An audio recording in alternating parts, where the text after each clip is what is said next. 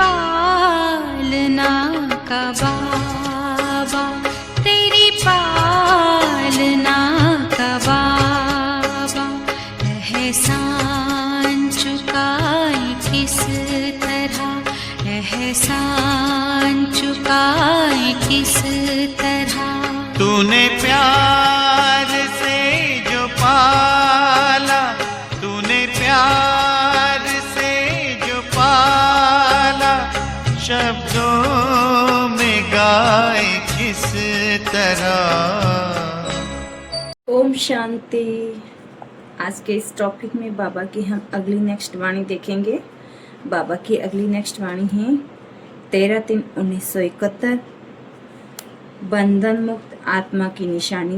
बाबा ने यहाँ पर हम बच्चों को बंधन मुक्त कैसे रहे आत्मा, उसकी निशानियाँ हमें इस मुरली में विस्तार से बताई हैं। तो आइए हम सब मुरली को अच्छे से समझते हैं। बाबा ने क्या बोला हम बच्चों के लिए। ओम शांति। जो भी यहाँ बैठे हैं वह सभी अपने को बंधन मुक्त आत्मा समझते हो, अर्थात सभी बंधन मुक्त बने हैं। वह अभी तक कोई न कोई बंधन है। शक्ति सेना बंधन मुक्त बनी है। जो समझते हैं कि सर्व बंधन मुक्त बने हैं वह हाथ उठाए। सर्विस के कारण निमित्त मात्र रहे हुए हैं वह दूसरी बात है, लेकिन अपना बंधन खत्म किया ऐसे समझते हैं कि अपने रूप से बंधन मुक्त होकर के सिर्फ निमित्त मात्र सर्विस के कारण इस शरीर में कर्तव्य अर्थ बैठे हुए हैं।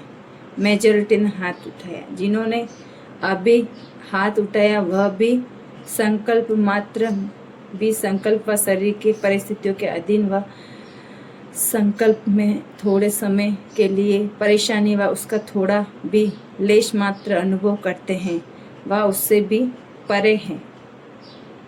जब बंधन मुक्त हैं तो मन के वश अर्थात व्यर्थ संकल्पों के वश नहीं होंगे।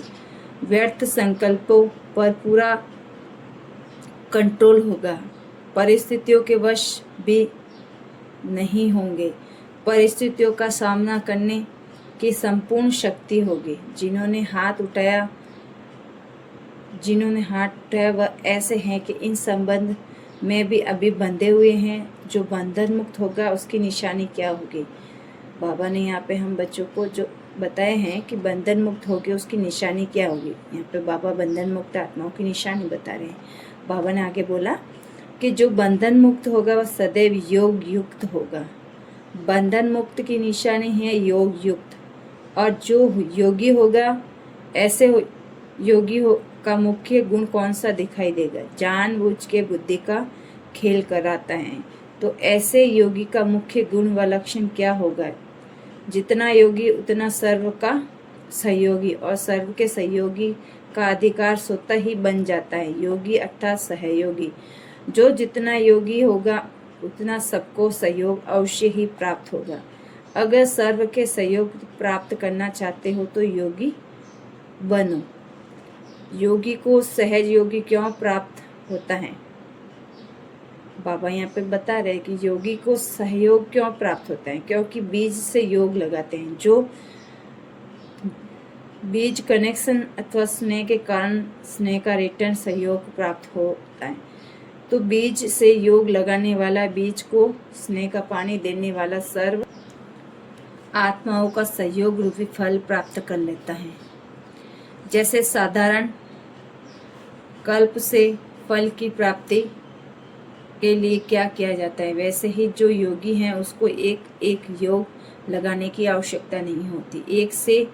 एक से सहयोग प्राप्त करने की आशा नहीं रहती। लेकिन एक बीज से योग और अर्थात कनेक्शन होने के कारण सर्व आत्मा अर्थात पूरे विश्व, पूरे कल्प के साथ कनेक्शन हो ही जाता है। तो कनेक्शन का टेंशन रखो। तो सहयोगी बनने के लिए पहले अपने आप से पूछो कि कितना और कैसे योगी बना हूँ। अगर संपूर्ण योगी नहीं तो संपूर्ण सहयोगी नहीं बन सकते, न सहयोग मिल सकता है।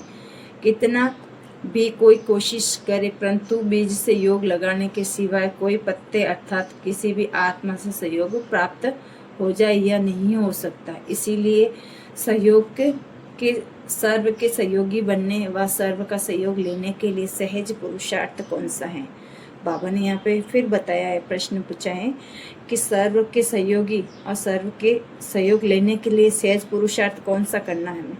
तो बाबा ने यहाँ पे आगे बताया कि बीज रूप से कनेक्शन अर्थात योग, फिर एक एक से मेहनत कर प्राप्त करने की आशा समाप्त हो जाएगी। बाबा ने बोला कि यहाँ के सर्व संबंध एक बीज से हो जाएंगे तो उसके बाद एक एक से मेहनत करने की आस हमारी समाप्त हो जाएगी, मेहनत से छूट जाएंगे। शॉर्टकट रास्ता ये है, अगर सर्व का सहयोगी और सदा योग युक्त होंगे तो बंधन मुक्त भी जरूर होंगे, क्योंकि जब सर्व शक्तियों का सहयोग, सर्व आत्माओं का सहयोग प्राप्त हो जाता है तो ऐसी शक्ति रूप आत्मा के लिए कोई बंधन काटना मुश्किल होगा क्या।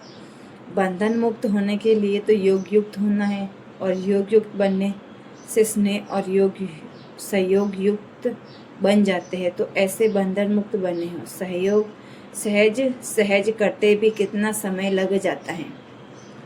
ऐसी स्थिति अब जरूर होनी चाहिए। जो बंधन मुक्त की स्थिति सुनाई कि शरीर में रहते हुए सब निमित्त मात्र ईश्वरीय कर्तव्य के आधार लिया हुआ है, अधीनता नहीं, निमित्त आधार लिया हुआ है। जो निमित्त आधार शरीर को समझते हैं वह कभी भी अधीन नहीं बनेंगे। निमित्त आधार मूर्त ही सर्व आत्माओं के आधार मूर्त बन सकते हैं। जो स्वयं ही अधीन है वह उद्धार क्या करेंगे। इसीलिए सर्विस की सफलता भी इतनी है जितना अधीनता से परे हरेक हैं, तो सर्व की सफलता के लिए भी अधीनता से परे होना बहुत जरूरी है। इस स्थिति को बनाने के लिए ऐसे दो शब्द याद रखो जिससे सहज ही स्थिति को पा सकेंगे। बाबा ने वापस यहाँ पे हमें अंडरलाइन करवाए हैं कि हमारी सहज स्थिति कैसे बने और कैसे हम अधीनता, सर्व की अधीनता से परे हो।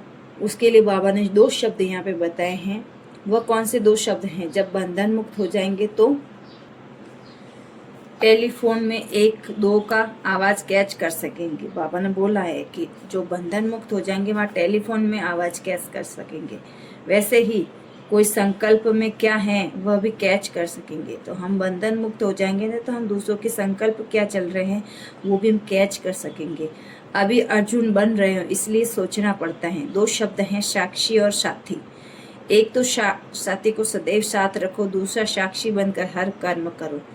तो साथी और साक्षी ये दो शब्द प्रैक्टिकल में लाओ तो यह बंधन मुक्त की अवस्था बहुत जल्द बन सकती है।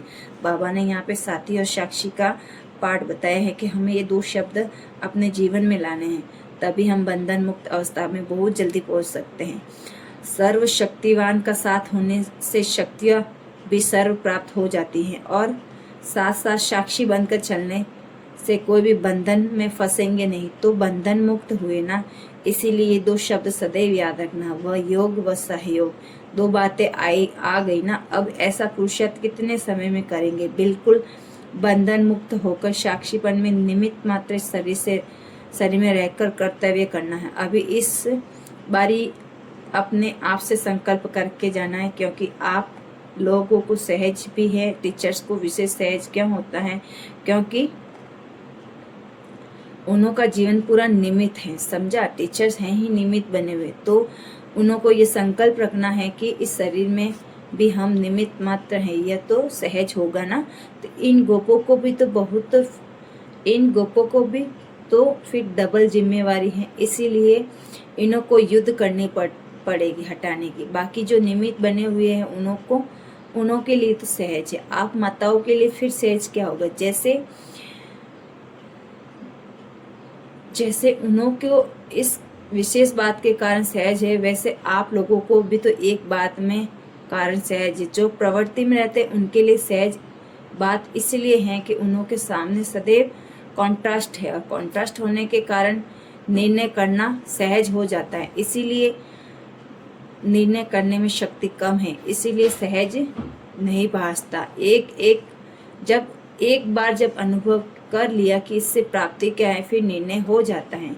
ठोकर का अनुभव एक बार किया तो फिर बार बार थोड़ी ठोकर खाएंगे। निर्णय शक्ति कम है तो फिर मुश्किल भी हो जाता है। ये प्रवृत्ति में अथवा परिवार में रहते हैं, उनके अनुभवी होने के कारण, सामने कॉन्ट्रास्ट होने के कारण धोखे से बच जाते हैं।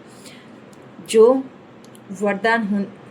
जो वरदान के अधिकारी बन जाते हैं वह किसके अधीन नहीं होते, समझा। अब अधीनता समाप्त, अधिकार शुरू। जब कोई अधीनता का संकल्प भी न आए, जब कोई अधीनता का संकल्प भी न आए, ऐसा पक्का निश्चय है। निश्चय में कभी परसेंटेज नहीं होती। शक्ति सेना ने अपने क्या धारणा की, जब स्नेह और शक्ति समान होंगे तो संपूर्ण हो ही गए। अपने सूरवीर रूप का साक्षात्कार किया। सूरवीर कभी किससे घबराते नहीं, लेकिन सूरवीर के सामने आने वाले घबराते हैं। तो अभी जो सूरवीरता का साक्षात्कार किया वह सदैव सामने रखो। आज जो 2 शब्द सुनाए वह कौन से याद हैं? अच्छा, बाबा ने आज जो 2 शब्द सुनाए वह याद हैं। यहाँ पे बाबा ने लास्ट में जाते जाते ये बोला, साक्षी और सदैव साथी को साथ में रखना है, साक्षी स्थिति में स्थित होना है। ओम शांति। बाबा ने अपनी वाणी को यहीं विराम दिया। आगे नेक्स्ट टॉपिक पे नेक्स्ट वाणी में बात करेंगे। वाणी अच्छी लगी हो तो कमेंट जरूर करें, शेयर जरूर करें।